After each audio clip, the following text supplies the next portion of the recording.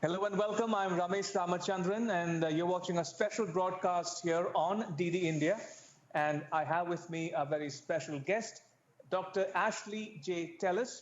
He holds the Tata Chair for Strategic Affairs and is a senior fellow at the Carnegie Endowment for International Peace, based in Washington D.C. Dr. Tellis, thank you for joining us on DD India. Appreciate it. I appreciate being invited. Thank you so much. Thank you for your time, Dr. Tellis. Let me get down straight to the obvious question. The first question to you is, what do you make of the COVID-19 pandemic crisis that's sweeping the world? What do you make of this debate about the origin and spread of the coronavirus from Wuhan, China, to all corners of the world? Also, there is a debate about the origin of the virus. Is it from a Wuhan wet market or a Wuhan laboratory, or, as the Chinese claim, from a US military establishment? Those are long and complicated questions, Ramesh. Let me try and take them in order. Sure. First, let me start by saying that the pandemic represents a systemic shock of the kind that most countries in the world were simply unprepared for. Right. The consequences of this shock are going to remain with us for several years, possibly decades. Obviously, the questions about origin are in some sense equally medical questions as they are political questions. We know for a fact that the virus originated in Wuhan and spread from Wuhan to other parts of China and to other parts of the world. Right. I think that is very much part of the realities of modern day globalization, where international travel and intercourse across borders has resulted in the spread. I don't think we have enough information today to point precisely the origins of the virus. Okay. I don't have enough evidence to make a judgment about whether the origin can be definitively pointed out to the wet markets versus a lab. These are issues that we will have to continue to wait on more information for. So, my next logical follow up question, Dr. Tellis, is, did China do enough? Did China act in time? And in your estimation, does China bear some responsibility for this crisis? I think that is a complicated question for two reasons. The Chinese obviously did not know enough as the virus originated about what they were dealing with. That is an understandable consequence of dealing with a new virus that had not been seen before. Right. But the ability of the government to suppress information, sometimes for political reasons, simply complicated the problems of ignorance and lack of information. And to that degree, I think there is no doubt that China bears responsibility, which it cannot evade. Indeed.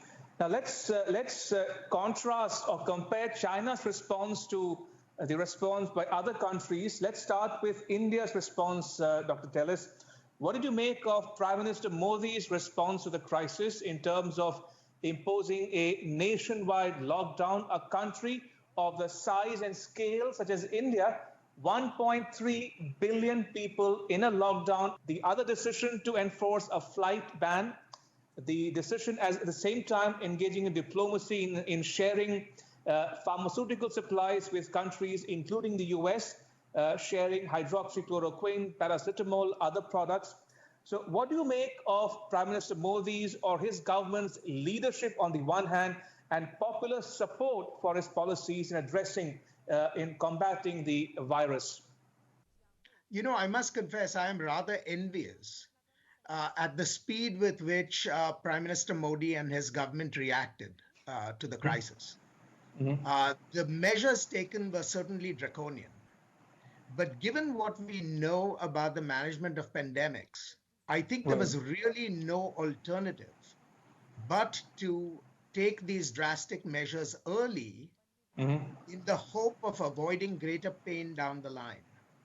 Right.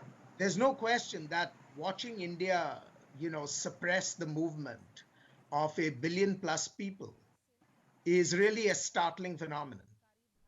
But if it pays off in terms of preventing transmission and accelerating transmission, then I hope the Indian people will see it as having been worthwhile at the end of the day.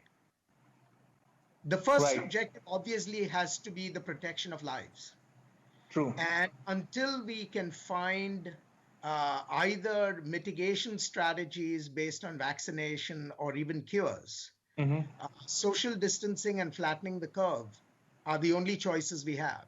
And I Absolutely. think Modi reacted with an alacrity that I wish we had in the United States. Right. Talking about Trump, Dr. Tellis, what might be the impact of all of this on Trump's re-election campaign come November?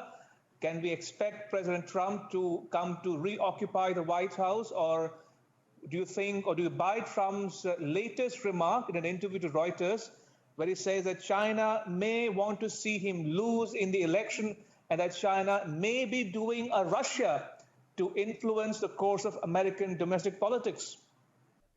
If I knew the answers to these questions, I would have made a lot of money picking stocks. But let me try and at least explain what I think the factors in play are. Right. Prior to the onset of the pandemic, it looked very likely that Trump's chances for re-election were even. The economy was chugging along. The stock market was performing quite impressively. And at least traditional wisdom holds that you don't change presidents in slipstream if the economy is doing well. Today, I think all bets are off because the evidence is pouring in that the federal government simply was unable to manage the situation, which speaks to the competency of the administration. And therefore, questions about whether, the odds are in favor of his re-election are actually good ones. Now, much is going to depend on the fact that we are going to have a very strange kind of a political campaign over the next few months if the pandemic continues to hold. We don't know what impact a virtual campaign will have on turnout. Right. We don't know what the impact of the pandemic will be on turnout on election day if we don't have alternatives like postal balloting and so on and so forth. So these are really open questions in a way that they were not if you had asked me this question, say, 6 months earlier. True. Let's broaden the ambit of the conversation, Dr. Tellis, to dwell a bit, if you will, on what some people call the post-corona new world order. Now, what might this new world look like from your vantage? And from my standpoint, do you find a place for India in it? Well, let me start by saying it is going to force, the pandemic is going to force certainly a restructuring of what we thought was an inexorable drive towards deeper and deeper global connectivity. If anything, the pandemic has shown us that connectivity has extreme costs, which, if states are unprepared for mitigation, can prove very, very painful.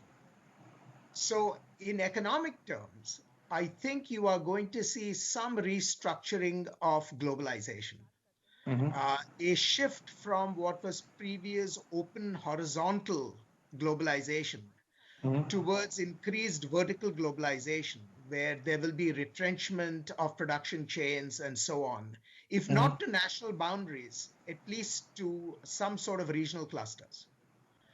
At the political level, I think it will only intensify US-China strategic competition and the finger pointing that will take place between the major states in the system.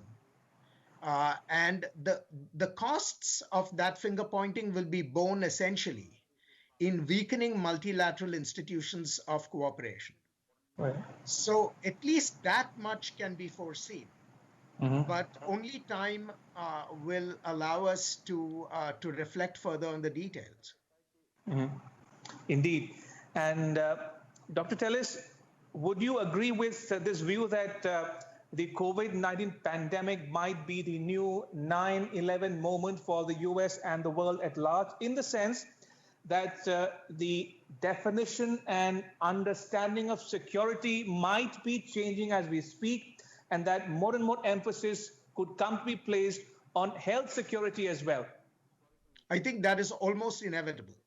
I think that is almost inevitable. I cannot imagine after this pandemic that a narrow definition of security will continue to dominate the international discourse, particularly because the most powerful nations of the world are affected by this crisis. Right. If this was a peripheral event affecting the weak and the poor, it's likely that it would have been overlooked. But when important and central states are implicated by the crisis, there is no doubt in my mind that the definition of security will have to be broadened to take this into account. Absolutely. And just the last couple of questions, Dr. Tellis, talking about China now, there's a lot of criticism of China's role or handling of the situation. And that builds on the other aspects of China's engagement with the world. For instance, there is this latest issue of racism against African nationals living in China. The Tanzanian president has said that only a drunkard would accept the terms of the Chinese loan. He was referring to the BRI loans to African countries. We saw Sweden shut down all the Confucius institutes in that country. So taken together on balance, you think that China has an image problem which is becoming serious by the day? Without doubt. I think the Chinese authorities have also begun to recognize that the way they've handled the pandemic will have international reputational costs.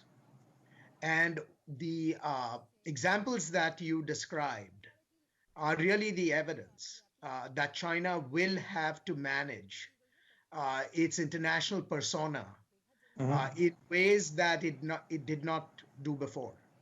But let's not also forget material realities. China is still a very powerful economic player in the international system. It is still a huge market for many countries. Right. It is still an important producer of private and public goods that are required outside its borders.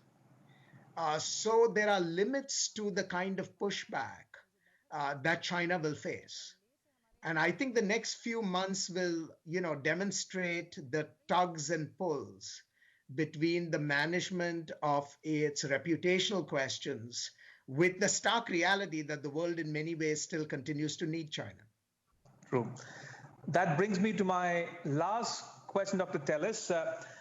How do you look at the security architecture evolving in the Indo-Pacific region?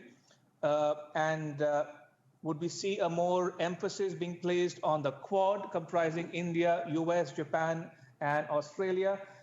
Would it increase in its salience going forward? And what might be India's role in all of this?